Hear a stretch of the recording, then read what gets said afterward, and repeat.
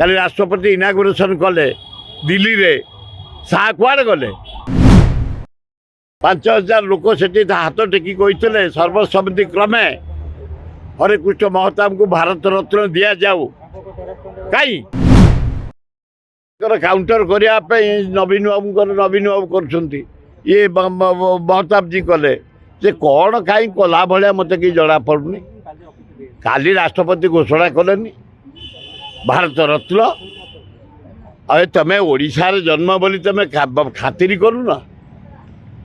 ଆମର ଗୋପବନ୍ଧୁ ଦାସ ପାଇବା କଥା ଭାରତ ରତ୍ନ, କାହିଁ ସେବାର ଯେ ପ୍ରତୀକ ମଧୁସୂଦନ ଦାସ ସ୍ୱତନ୍ତ୍ର ଓଡ଼ିଶା କରିଥିଲେ ଜ୍ଞାନ ବଳରେ, କାହିଁ ବିଜୁ ପଟ୍ଟନାୟକ ଏତେ ବଡ଼ ନେତା ପୃଥିବୀରେ ଇଣ୍ଟରନ୍ୟାସନାଲ ନାଁ କରିଥିଲେ, କାହିଁ ମହତାବଜୀ ପାଇବା କଥା ତମେ କର୍ପୂର ଠାକୁରଙ୍କୁ ଦେଇଦେଲ, ତମେ ଆଡ଼ଭାନୀକି ଦେଇଦେଲ,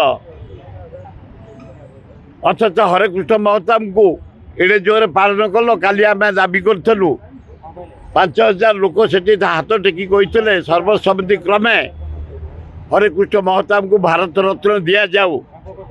କାହିଁ କାଲି ରାଷ୍ଟ୍ରପତି ଇନାଗୁରେସନ୍ କଲେ ଦିଲ୍ଲୀରେ, ଶାହା କୁଆଡ଼େ ଗଲେ? ମୋଦି କୁଆଡ଼େ ଗଲେ?